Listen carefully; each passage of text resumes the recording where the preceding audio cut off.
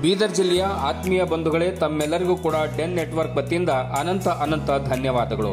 ಇದೀಗ ಬೀದರ್ ನಗರದಲ್ಲಿ ಕೇವಲ 500 ರೂಪಾಯಿಗೆ ಒಂದು ಡೆನ್ ಸೆಟ್ ಟಾಪ್ ಬಾಕ್ಸ್ ಅನ್ನ ನೂತನವಾಗಿ ಕೊಡಲಾಗ್ತಾ ಇದೆ. ಅದರ ಜೊತೆಗೆ 350 ರೂಪಾಯಿ ಬೆಲೆಯ 1 ತಿಂಗಳ ಕನ್ನಡ ಹಾಗೂ ಹಿಂದಿ ಪ್ಯಾಕ್ಗಳನ್ನು ಉಚಿತವಾಗಿ ರೀಚಾರ್ಜ್ ಕೂಡ ಮಾಡಿಕೊಡಲಾಗುವುದು. ಕೇವಲ 500 ರೂಪಾಯಿಗೆ ಹೊಸ ಬಾಕ್ಸ್ ಕೊಡುತ್ತೇವೆ. ಅದರ ಜೊತೆಗೆ ಅದೇ ಒಂದು ಹಣದಲ್ಲಿ 350 ರೂಪಾಯಿಯ 1 ತಿಂಗಳ ಕನ್ನಡ ಮತ್ತು ಹಿಂದಿ ಪ್ಯಾಕ್ಗಳನ್ನು ಉಚಿತವಾಗಿ ರೀಚಾರ್ಜ್ ಕೂಡ ಮಾಡಿಕೊಡಲಾಗ್ತಾ ಇದೆ. ಸ್ಕೈ ವರ್ತ್ ಹಳೆ ರಿಪೇರಿ ಮಾಡುವಂತಹ ಒಂದು ಬಾಕ್ಸ್ಗಳನ್ನು ಕೂಡ ನೀವು ನಮ್ಮಲ್ಲಿ ತೆಗೆದುಕೊಂಡು ಬಂದರೆ ಕೇವಲ 200 ರೂಪಾಯಿಯಲ್ಲಿ ಅದನ್ನ ರಿಪೇರಿ ಮಾಡಿ ತಮಗೆ ಕನೆಕ್ಷನ್ ಕೂಡ ಕೊಡಲಾಗುವುದು. ಇದೇ ಒಂದು ಸಂದರ್ಭದಲ್ಲಿ ನಿಮಗೆ ಒಂದು ಉಚಿತವಾಗಿರ್ತಕ್ಕಂಥ 350 ರೂಪಾಯಿಯ ಸೇವೆಯನ್ನ, ರಿಚಾರ್ಜ್ ಸೇವೆಯನ್ನ ಹೊಸ ಬಾಕ್ಸ್ ಪಡೆದುಕೊಂಡ್ರೆ ತಮ್ಮೆಲ್ಲರಿಗೂ ಕೂಡ ಕೊಡ್ತಾ ಇದ್ದೇವೆ. ಹಳೆಯ ಚಂದಾದಾರರು ಏನಾದರೂ ತಮ್ಮಲ್ಲಿರುವಂತಹ ಸ್ಕೈ ವರ್ತ್ ಒಂದು ಸೆಟ್ ಟಾಪ್ ಬಾಕ್ಸ್ ಅನ್ನು ನಮ್ಮಲ್ಲಿ ತೆಗೆದುಕೊಂಡು ಬಂದ್ರೆ 200 ರೂಪಾಯಿಯಲ್ಲಿ ನಿಮಗೆ ರಿಪೇರಿ ಕೂಡ ಮಾಡಿ ಕೊಡಲಾಗ್ತಾ ಇದೆ. ಹೀಗಾಗಿ ಕನೆಕ್ಷನ್ಗಾಗಿ, ಹೊಸ ಕನೆಕ್ಷನ್ಗಾಗಿ ತಾವು ನಮ್ಮ ಆಯಾ ಓಣಿಯ ಎಲ್ಲ ಆಪರೇಟರ್ಗಳಿಗೆ ಸಂಪರ್ಕ ಮಾಡಬೇಕಾಗಿ ತಮ್ಮಲ್ಲಿ ವಿನಂತಿಯನ್ನು ಮಾಡಿಕೊಳ್ತಾ ಇದ್ದೇವೆ. ಇಲ್ಲಿ ಕೆಳಗಡೆ ತಾವೆಲ್ಲ ಎಲ್ಲ ಒಂದು ಓಣಿಯ ಒಂದು ಸಂಪರ್ಕ ಆಪರೇಟರ್ಗಳ ಒಂದು ಸಂಪರ್ಕದ ಮೊಬೈಲ್ ನಂಬರ್ಗಳನ್ನು ಕೊಡಲಾಗಿದೆ. ಆ ಒಂದು ಮೊಬೈಲ್ ನಂಬರ್ಗೆ ತಾವೆಲ್ಲರೂ ಕೂಡ ಒಂದು ಸಂಪರ್ಕಿಸಿ ಡೆನ್ ಸೆಟ್ ಟಾಪ್ ಬಾಕ್ಸ್ ಅನ್ನ ಪಡೆದುಕೊಳ್ಳಿ. ಇದು ಡಿಜಿಟಲ್ ಬಾಕ್ಸ್, ಇದು ನಿಮ್ಮ ಚಾನಲ್ ಡೆನ್ ನೆಟ್ವರ್ಕ್, ಇದು ಬೀದರ್ ಜಿಲ್ಲೆಯ ನಂಬರ್ 1 ಚಾನಲ್. ತಪ್ಪದೆ ತಾವೆಲ್ಲರೂ ಕೂಡ ಚಂದಾದಾರರಾಗಿ ಡೆನ್ ಸೆಟ್ ಟಾಪ್ ಬಾಕ್ಸ್ ನ ಸದುಪಯೋಗವನ್ನು ಪಡೆದುಕೊಳ್ಳಬೇಕಾಗಿ ತಮ್ಮಲ್ಲಿ ವಿನಂತಿಯನ್ನು ಮಾಡಿಕೊಳ್ತಾ ಇದ್ದೇವೆ. ಎಲ್ರಿಗೂ ನಮಸ್ಕಾರ. ನೀವು ನೋಡ್ತಾ ಇದ್ದೀರಾ ಸುದ್ದಿ ಸಮಯ ನ್ಯೂಸ್ ಚಾನಲ್. ಇದು ಲೋಕಲ್ ಎಕ್ಸ್ಪ್ರೆಸ್. ನಾನು ಮಹರ್ದು ರಾಕುಳಿಗಿ. ಮತ್ತೆ ಒಂದಿಷ್ಟು ಹೊಸ ಸುದ್ದಿಗಳನ್ನು ತೆಗೆದುಕೊಂಡು ನಾವು ನಿಮ್ಮ ಮುಂದೆ ಬರ್ತಾ ಇದ್ದೀವಿ. ಈ ದಿನದ ಪ್ರಮುಖ ಹೆಡ್ಲೈನ್ಸ್ಗಳನ್ನು ನೋಡ್ಕೊಂಡು ಬರೋಣ. ಕರ್ನಾಟಕ ಕಾರ್ಯನಿರತ ಪತ್ರಕರ್ತರ ಸಂಘದ ಚುನಾವಣೆಗೆ ಅಧಿಸೂಚನೆ ಪ್ರಕಟ. ಅಕ್ಟೋಬರ್ 19ರಂದು ನಾಮಪತ್ರ ಸಲ್ಲಿಕೆ ಆರಂಭ. ನವೆಂಬರ್ 9ರಂದು ಭಾನುವಾರ ಬೆಳಿಗ್ಗೆ 9 ರಿಂದ 3 ರವರೆಗೆ ಅಗತ್ಯ ಬಿದ್ದಲ್ಲಿ ಸಂಘದ ಚುನಾವಣೆ ಜರುಗಲಿದೆ. ಚುನಾವಣಾಧಿಕಾರಿ ಶಶಿಕಾಂತ್ ಎಸ್ ಹೆಂಬಳ್ಳಿ ಹೇಳಿಕೆ.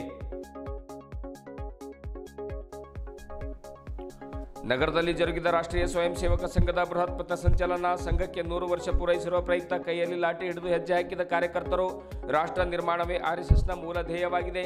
ಭಗವಂತ್ ಖೂಬಾ ಹೇಳಿಕೆ. ಹಾಲ್ಕಿ ಪುರಸಭೆಯಲ್ಲಿ ವ್ಯಾಪಕ ಭ್ರಷ್ಟಾಚಾರ ನಡೀತಾ ಇದೆ ಎಂದು ಗಂಭೀರ ಆರೋಪ. ಯುವ ಕ್ರಾಂತಿ ಸಂಘಟನೆ ಅಧ್ಯಕ್ಷ ಸಂಗಮೇಶ್ ಭೂರೆ ಅವರಿಂದ ಪತ್ರಿಕಾಗೋಷ್ಠಿ. ಅನಧಿಕೃತವಾಗಿ 40 ರಿಂದ 50 ಸಾವಿರ ಹಣ ಪಡೆದು ಖಾತೆ ನೀಡುತ್ತಾ ಇದ್ದಾರೆಂದು ಆರೋಪಿಸಿದ ಸಂಘಟನೆ ಪ್ರಮುಖರು.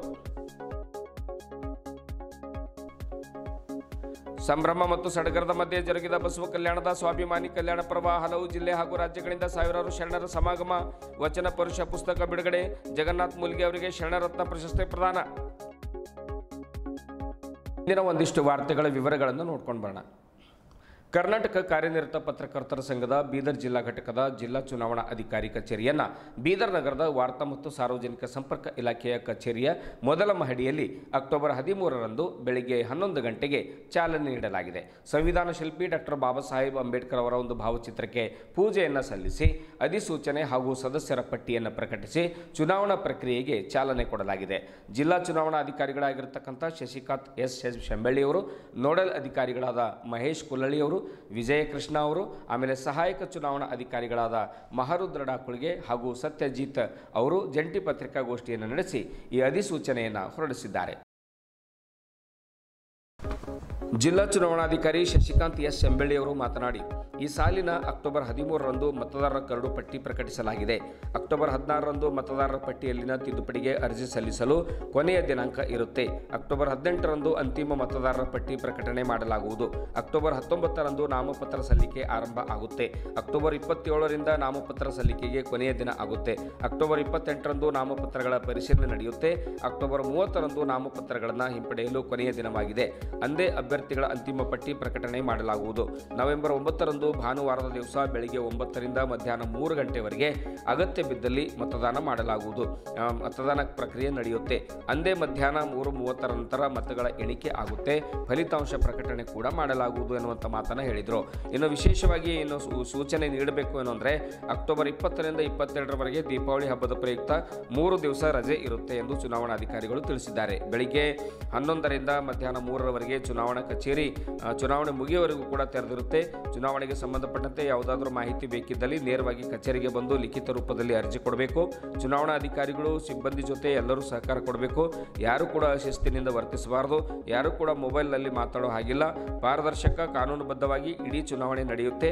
ಇಡೀ ಒಂದು ಚುನಾವಣೆ ಪ್ರಕ್ರಿಯೆ ವಿಡಿಯೋ ಚಿತ್ರೀಕರಣ ಕೂಡ ನಡೆಯಲಿದೆ ಎನ್ನುವಂಥ ಮಾತನ್ನು ಶಶಿಕಾಂತ್ ಶೆಂಬೆಳ್ಳಿ ಅವರು ತಿಳಿಸಿದ್ದಾರೆ.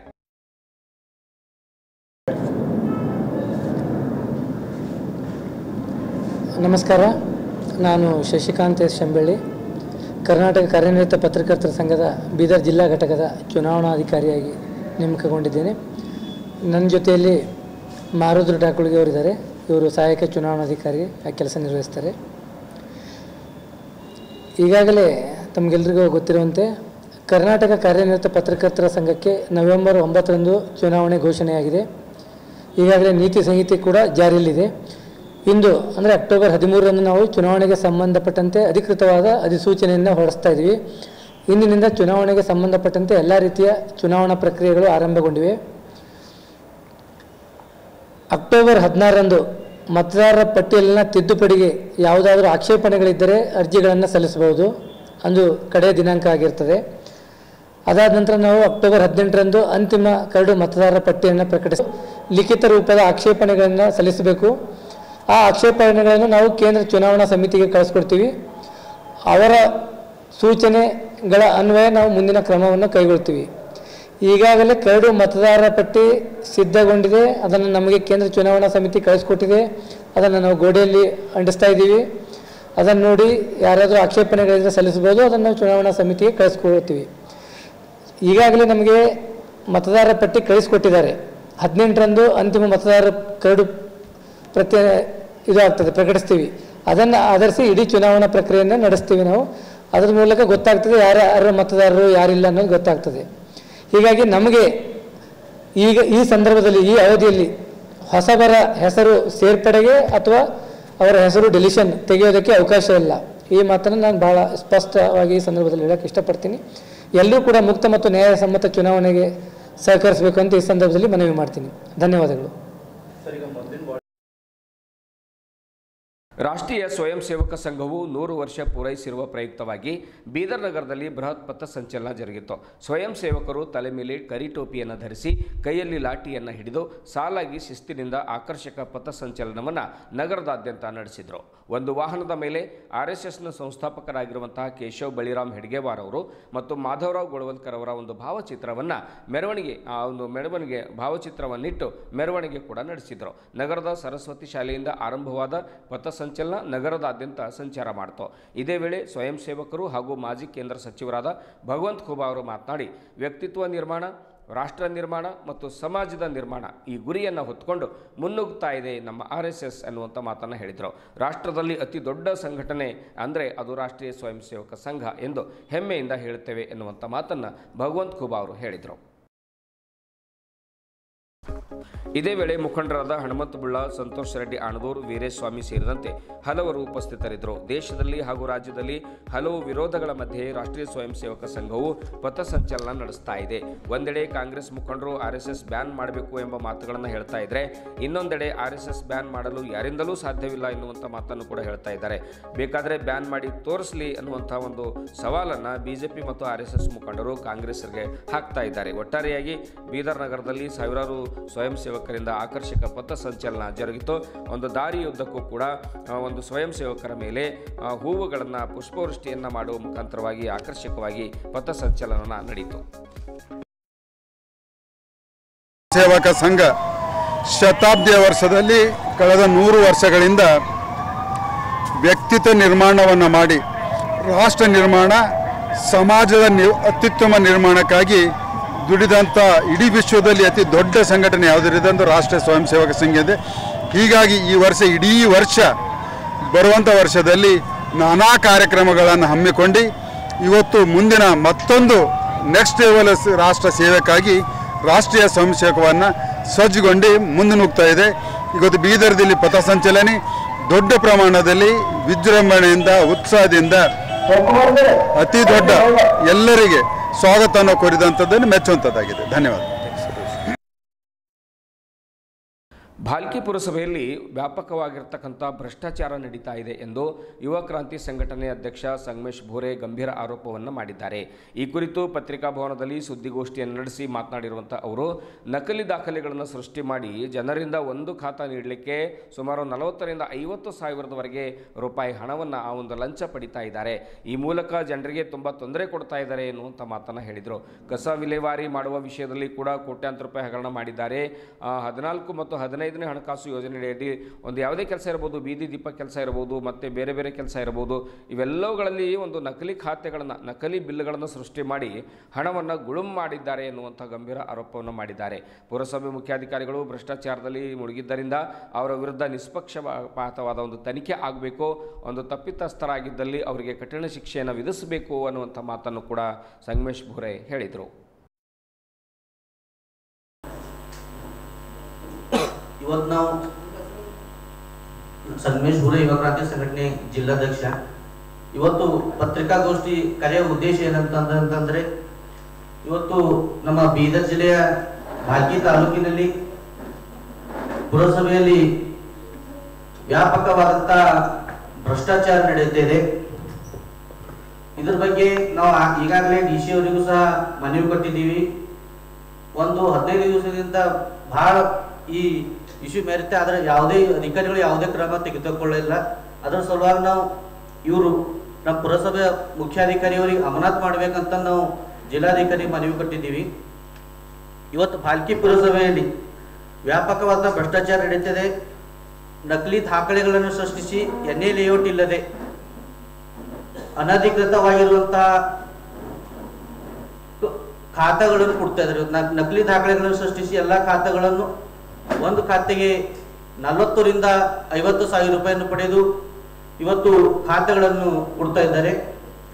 ಇವತ್ತು ಕಾನೂನಿನ ಪ್ರಕಾರ ನಮ್ಮ ಭಾಲ್ಕಿಯ ಹಳೆ ಪಟ್ಟಣದಲ್ಲಿ ಒಂದು ಅದೇ ರೀತಿಯಾಗಲಿ 2-3 ವರ್ಷಗಳಿಂದ ಯಾವುದೇ ಸಾಮಾನ್ಯ ಸಭೆ ಆಗಿಲ್ಲ. ಸಾಮಾನ್ಯ ಸಭೆ ಆಯ್ತು ಅಂದ್ರೂ ನಾಮಕೆ ವಾಸ್ತೆ ಸಾಮಾನ್ಯ ಸಭೆ ಮಾಡ್ತಾರ, ಪುರಸಭೆ ಅಧಿಕಾರಿಗಳು ಇವ್ರು ಸದಸ್ಯರು ಮುಂದೆಲ್ಲ ಮಾಡ್ತಾರ, ಮಾಡಿ ಜಾಗ ಖಾಲಿ ಬಿಟ್ಟು ಅಲ್ಲಿ ತಮ್ಗೇನು ಬೇಕು NA ಲೇಔಟು ಅವು ಇವು ಬರ್ಕೊಂಡು ಮಾಡ್ತಾರೆ. ಮತ್ತು ಇವ್ರ ಪ್ರೊಸೀಡಿಂಗ್ ಕಾಪಿದಾಗ ಏನು ಇರ್ತಾವ ನೋಡ್ರಿ, ಆ ಪ್ರೊಸೀಡಿಂಗ್ ಕಾಪಿದಾಗಿನ ಕೆಲಸ ಒಂದು ಹಂಗಾಗಿಲ್ಲ. ಪ್ರೊಸೀಡಿಂಗ್ ಕಾಪಿ ನಾಮಕೆ ವಾಸ್ತೆ ಅಷ್ಟೇ ಇರ್ತಲ್ಲ, ಆಗುವಂಥ ಕೆಲಸಗಳು ಎತ್ತುವಂಥ ಬಜೆಟೇ ಬೇರೆ ಬೇರೆ. ಸಂಭ್ರಮ ಮತ್ತು ಸಡಗರದ ಮಧ್ಯೆ ಬಸವ ಕಲ್ಯಾಣದಲ್ಲಿ ಸ್ವಾಭಿಮಾನಿ ಕಲ್ಯಾಣ ಪರ್ವ ಜರುಗಿತು. ರಾಜ್ಯದ ಹಲವು ಜಿಲ್ಲೆಗಳು ಸೇರಿದಂತೆ ನೆರೆಯ ತೆಲಂಗಾಣ ಮತ್ತು ಮಹಾರಾಷ್ಟ್ರದಿಂದಲೂ ಕೂಡ ಶರಣೆಯರು ಸಾವಿರಾರು ಸಂಖ್ಯೆಯಲ್ಲಿ ಆಗಮಿಸಿ ಕಾರ್ಯಕ್ರಮವನ್ನು ಯಶಸ್ವಿಗೊಳಿಸಿದರು. ಪೂಜ್ಯ ಶ್ರೀ ಜಗದ್ಗುರು ಡಾಕ್ಟರ್ ಚನ್ನಬಸವಾನಂದ ಸ್ವಾಮೀಜಿಯವರು, ಪೀಠಾಧ್ಯಕ್ಷರು ಚಿನ್ಮಯ ಜ್ಞಾನಿ ಚನ್ನಬಸವೇಶ್ವರ ಜ್ಞಾನಪೀಠ ಬಸವ ಕಂಗೋತ್ರಿ ಕುಂಬಳಗೂಡು ಬೆಂಗಳೂರು ಅವರ ಒಂದು ದಿವ್ಯ ಸಾನ್ನಿಧ್ಯದಲ್ಲಿ ಹಾಗೂ ಬಸವ ಮಂಟಪದ ಪೂಜ್ಯ ಶ್ರೀ ಸದ್ಗುರು ಮಾತೆ ಸತ್ಯಾದೇವಿ ತಾಯಿಯವರ ಒಂದು ಸಮ್ಮುಖದಲ್ಲಿ ಈ ಒಂದು 4ನೇ ಸ್ವಾಭಿಮಾನಿ ಕಲ್ಯಾಣ ಪರ್ವ ಬಹಳ ಯಶಸ್ವಿಯಾಗಿ ಜರುಗಿತು. ಆಮೇಲೆ ಶರಣ ಸಚ್ಚಿದಾನಂದ ಚಟ್ನಳ್ಳಿ ಅವರು ರಚನೆ ಮಾಡಿರ್ತಕ್ಕಂಥ ವಚನ ಪುರುಷ ಪುಸ್ತಕ ಬಿಡುಗಡೆ ಮಾಡಲಾಯಿತು. ಶಹಾಪುರದ ಶರಣ ಸಾಹಿತಿಗಳಾಗಿರುವಂತಹ ವಿಶ್ವರಾಧ್ಯ ಸತ್ತಂಪೇಟೆಯವರು ಕೂಡ ಬಹಳ ಮಾರ್ಮಿಕವಾಗಿ ಮಾತನಾಡಿದರು. ಆಮೇಲೆ ಸಾಮೂಹಿಕ ಇಷ್ಟಲಿಂಗ ಪೂಜೆ, ಷಡ್ಸ್ಥಲ ಧ್ವಜಾರೋಹಣ, ಬಸವ ದಳದ ರಾಷ್ಟ್ರೀಯ ಬಸವ ದಳದ ಯುವ ಗೋಷ್ಠಿ, ಧರ್ಮಚಿಂತನ ಗೋಷ್ಠಿಗಳು, ಆಮೇಲೆ ಸಮಾರೋಪ ಸಮಾರಂಭ, ಉದ್ಘಾಟನೆ ಸಮಾರಂಭ, ಹೀಗೆ ಅತ್ಯಂತ ಯಶಸ್ವಿಯಾಗಿ ಒಂದು ಕಾರ್ಯಕ್ರಮ ಜರುಗಿತು ಅನ್ನುವಂಥ ಮಾತನ್ನು ಪೂಜ್ಯರು ತಿಳಿಸಿದ್ದಾರೆ. ಸಮಾರೋಪ ಸಮಾರಂಭದಲ್ಲಿ 6 ಪ್ರಮುಖ ನಿರ್ಣಯಗಳನ್ನು ಕೂಡ ಕೈಗೊಳ್ಳಲಾಗಿದೆ. ಆ ನಿರ್ಣಯಗಳನ್ನು ಈ ಒಂದು ಮುಂದಿನ ಸಾಲುಗಳಲ್ಲಿ ನಾವು ತಿಳಿಸ್ತಾ ಇದ್ದೇವೆ ಅನ್ನುವಂಥ ಮಾತನ್ನು ಕೂಡ ಪೂಜ್ಯ ಸ್ವಾಮೀಜಿಯವರು ತಿಳಿಸಿದ್ದಾರೆ. ಸ್ವಾಭಿಮಾನಿ ಕಲ್ಯಾಣ ಪರ್ವದಲ್ಲಿ 6 ನಿರ್ಣಯಗಳನ್ನು ಕೈಗೊಳ್ಳಲಾಯಿತು.